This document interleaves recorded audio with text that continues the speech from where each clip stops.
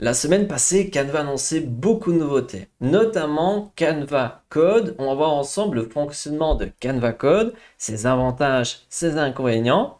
Et avant de vous montrer tout cela, je vais vous montrer un projet que j'ai créé 100% en utilisant seulement Canva Code. Et vous allez voir ensemble qu'est-ce qu'il est possible de faire. Et après, voilà, on va regarder les avantages, les inconvénients et le fonctionnement de cet outil. Donc ici, regardons ensemble le projet que j'ai créé avec Canva. Vous allez pouvoir tester ce jeu. Donc ça, c'est un jeu que j'ai créé avec Canva. Et je vous mets le lien dans la description. Vous pouvez jouer, il n'y a pas besoin de s'enregistrer ou autre. Et vous allez atterrir sur cette page. Donc c'est un jeu, il fonctionne tant sur ordi que sur téléphone, même si je pense que cela marche mieux sur ordinateur, car on verra mieux. Donc ici, moi, je vais cliquer sur jouer. Et avant de cela, vous devez décider le nombre de joueurs. Donc c'est entre 2 et 4 joueurs. Moi, je vais mettre 2 joueurs et je vais jouer pour les deux. Et je clique sur jouer.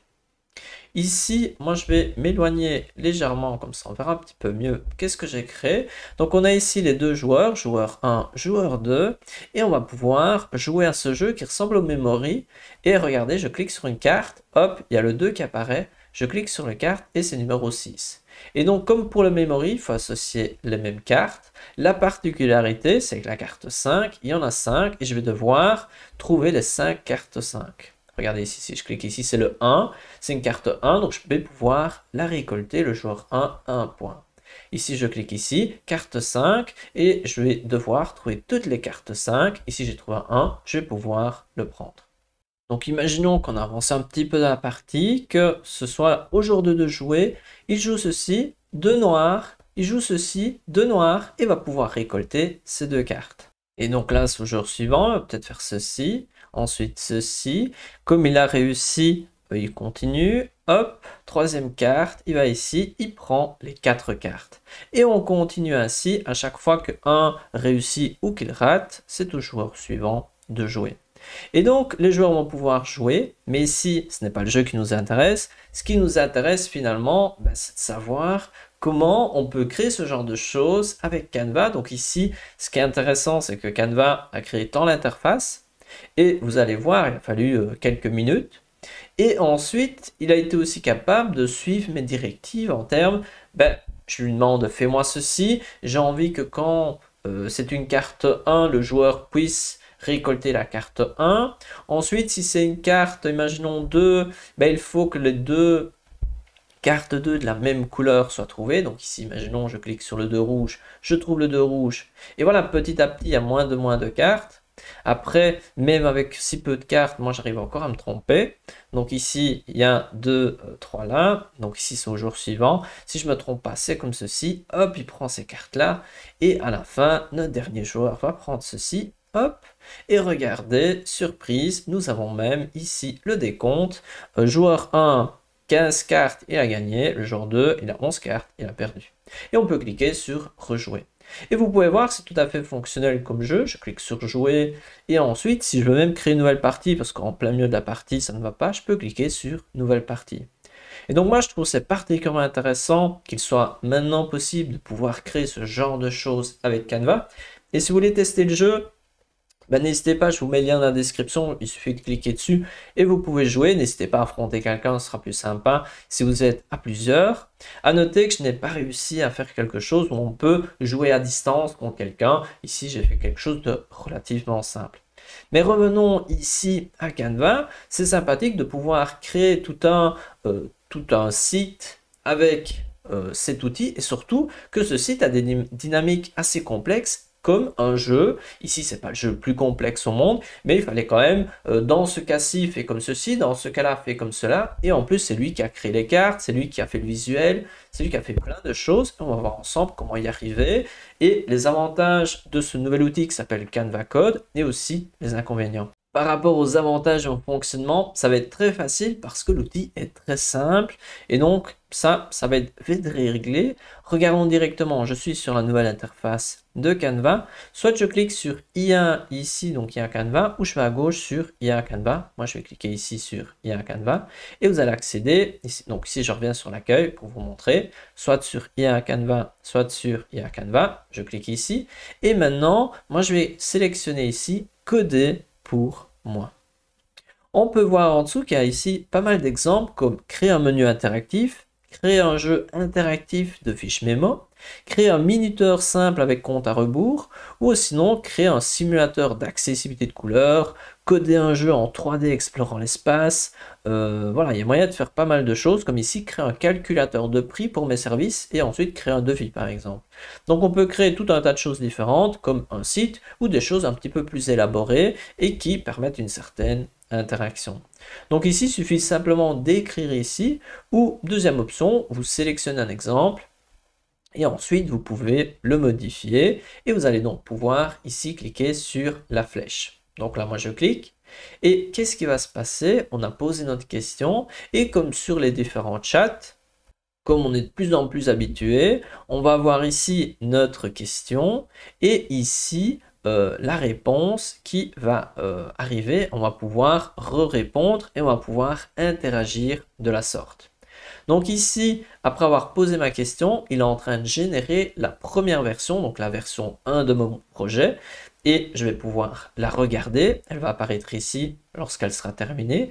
Et suite à cette version, plus à mes remarques, plus aux informations que je vais pouvoir ajouter, ben, Canva va créer une version 2, et ensuite il va faire une version 3, version 4, et on va pouvoir créer plusieurs versions jusqu'à aboutir à l'objectif, ou du moins on va y essayer. Et là, bah, désillusion, il n'a pas voulu le faire, votre requête n'a malheureusement pas abouti, patientez quelques instants et ça ne marche pas. Et le problème, c'est qu'il y a beaucoup de choses qui ne marchent pas trop bien avec cet outil. Autant il a beaucoup d'avantages, autant actuellement, comme première version, c'est loin d'être parfait. Je vais vous montrer ici, donc je suis sur IA Canva ici, on peut voir que je suis bien sur cette page-ci, et je vais cliquer sur les trois petites lignes. Je clique, et là vous avez toutes vos discussions. Donc là, moi j'ai testé un petit peu, j'ai fait pas mal d'itérations. Par exemple ici, j'avais cliqué ici, bon peut-être on va prendre celle-ci, le calculateur. Et si je vais sur le calculateur, on peut voir mes différentes interactions et on peut voir aussi à chaque fois les différentes versions. Version 1, ici, version 2. Regardons ensemble la version 2. Et là, on a l'aperçu. Donc, lorsque vous posez une question et que cela marche, vous avez l'aperçu. Et ça, c'est sympa. Souvent, vous avez des petits effets comme ceci. Donc, ça marche quand même de manière intéressante. Regardez ici, si je clique sur tirage encadré, le prix va changer. Donc ici, vidéo promotionnelle, j'ajoute ceci, et ici, le prix a changé. Et donc, ici, vous allez pouvoir, lorsque vous avez une version, voir si elle marche bien. Et si vous voulez aller plus loin, vous pouvez cliquer sur « Utiliser dans un design ». Donc ici, juste pour vous montrer, si vous cliquez sur « Utiliser dans un design », vous allez atterrir sur une page Canva au format site web. Et là, il vous suffira d'aller en haut à droite sur aperçu si vous voulez avoir un aperçu sur le téléphone ou sur l'ordinateur. Donc ici, je regarde l'aperçu, voir un petit peu si ça marche. Vous pouvez voir que de manière générale, Canva arrive à bien s'adapter. Et là, vous pouvez cliquer sur publier le site web et vous allez pouvoir le publier gratuitement. Si vous choisissez un nom de domaine gratuit, vous pouvez changer ici le sous-domaine. Par exemple ici, moi je vais mettre test. Test 3, juste pour changer, ou on peut voir qu'on peut changer. Mais on peut aussi ajouter un nom de domaine qu'il est possible d'acheter, et on peut aussi rajouter d'autres options que l'on a avec la partie site web de Canva. Et donc ça c'est pratique vu que c'est simple de le publier. Et donc, je vais revenir à l'accueil. Si c'était juste pour vous montrer qu'il est possible de publier. Donc ici, je vais quand même vous le montrer, publier le site web. Ensuite, ici, vous mettez le bon nom de domaine. Et ensuite, je vais cliquer sur publier le site web. Et ce sera fait. Il va falloir attendre quelques secondes. On peut voir ici que c'est assez rapide. Et je vais voir le site web. Et voilà notre petit projet. On peut voir ici le nom de domaine. Ici, je n'avais pas adapté. Et vous avez donc ce petit site qui est quand même tout à fait sympa visuellement. Il est possible maintenant avec Canva de créer des sites multipages. Donc on peut, ici, si je reviens sur Canva, je ferme. Je peux tout à fait rajouter, si je vais cliquer sur modifier le design, maintenant je vais pouvoir rajouter plusieurs pages à mon site web. Donc je clique ici sur site web et je peux donc créer un site web avec plusieurs pages. Mais ici nous revenons maintenant un petit peu sur dans quel cas je vais pouvoir utiliser ce Canva Code. Donc pour moi, tout ce qui est un petit peu jeu, un peu simple, imaginons un enseignant veut faire un petit jeu, une ligne, je sais pas moi, une ligne du temps interactive un petit peu sympa, ben là, ça peut bien marcher comme outil et ça peut être assez rapide. Une deuxième utilisation potentielle, c'est de créer un petit outil pour soi. Imaginons, j'ai envie de faire un calculateur de prix pour moi. Je vais pouvoir le créer et qu'il m'aide dans ma petite tâche que j'ai envie d'automatiser. Et c'est mon petit assistant que j'ai envie de créer, un petit site qui m'aide dans une tâche spécifique. À noter qu'il y a des choses qui ne marchent pas, comme par exemple lui dire crée-moi un devis et ensuite télécharge-le. Et que ça se télécharge effectivement sous format PDF. Ça, a priori, du moins selon mon expérience, ça ne marche pas. Vous ne pouvez pas lui demander non plus de envoie-le par mail ou des choses un peu trop complexes. Et donc, il y a quand même pas mal de limitations et c'est un peu dommage, mais dans certains cas, ça peut tout à fait fonctionner, comme par exemple un outil pour, voilà, pour vous aider sur une tâche qui peut éventuellement correspondre. Ça peut marcher aussi, imaginons si vous voulez créer un menu d'un restaurant, vous allez pouvoir le créer assez facilement.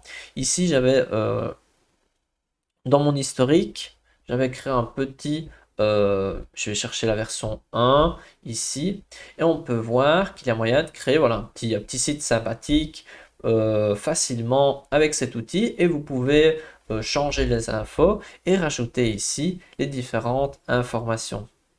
Et donc ça, c'est quand même sympathique de pouvoir créer des sites ici en écrivant, on va ajoute cet ingrédient, enlève-le, et donc il y a moyen d'interagir. Et donc ça, c'est quand même un aspect positif de cet outil. Et donc finalement, ça peut pour moi servir pour les enseignants, pour les personnes qui veulent créer des petits jeux, pour des personnes qui veulent créer un petit outil ou un site web relativement simple, sans trop de choses complexes.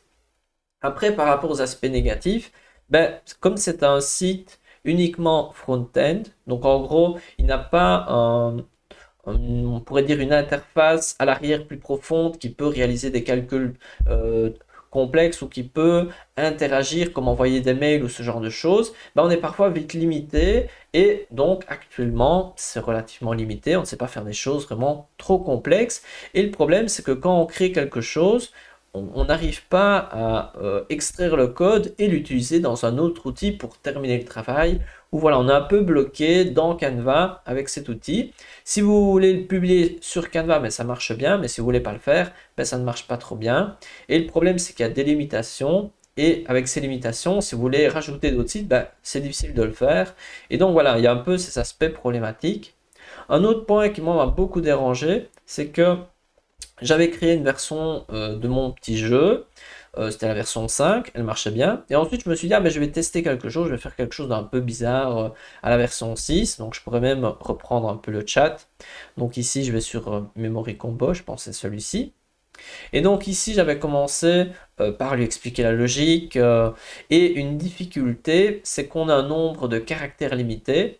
Et donc, j'ai dû lui expliquer toute la logique de manière courte. Bon, j'ai demandé à Gemini d'expliquer à Canva.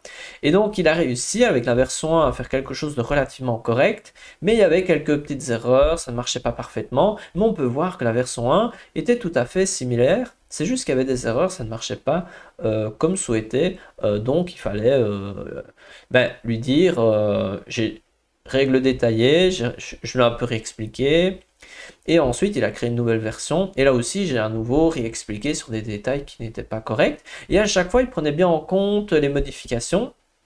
Le problème, c'est que quand on arrive à la version 5, je me suis dit, hey, si tu mettais des œufs de dragon, des choses un autre thème, il a créé ces nouvelles versions. Donc c'est ici, je pense que c'est la version... ah non, ça c'était la version 6 où je lui ai demandé est-ce qu'on peut jouer en ligne et tout, j'avais testé.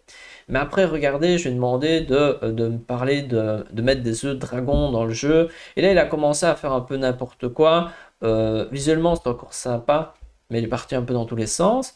Et là, le problème, c'est qu'après, je lui ai dit, redémarre de la version 5, et à chaque fois, il ne voulait pas. Genre, prends la version 5, ne change rien, sauf les cartes, au lieu de qu'elles soient rectangulaires, je veux qu'elles soient carrées.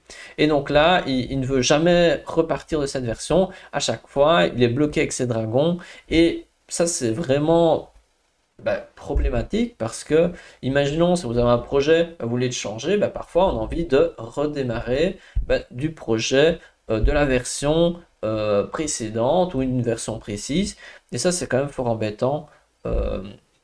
Du moins moi personnellement je n'arrivais pas à revenir, à retravailler dans une version ancienne, à chaque fois il redémarre de la nouvelle, et voilà, ça je trouvais ça quand même embêtant.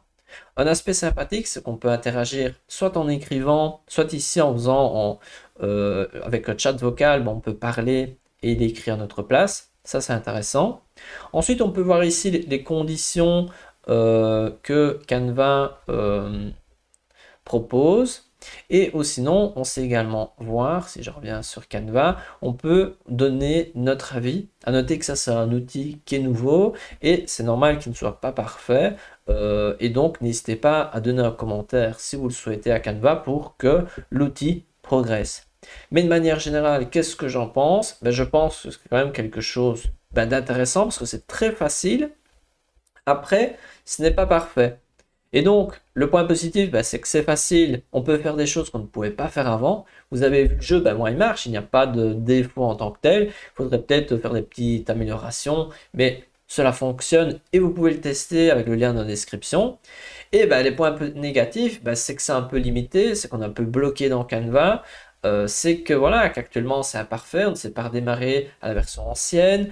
Voilà, il y a un petit peu des petits dysfonctionnements, mais voilà, c'est un point de départ et c'est quand même quelque chose qui pour moi est vraiment surprenant et apporte une plus-value à Canva. Donc voilà, n'hésitez pas à donner votre avis et vous, je ne sais pas si vous avez testé de votre côté, n'hésitez pas à faire un petit retour sur le petit jeu si vous l'avez testé ou sinon même simplement sur votre expérience avec cet outil. Allez, à une prochaine.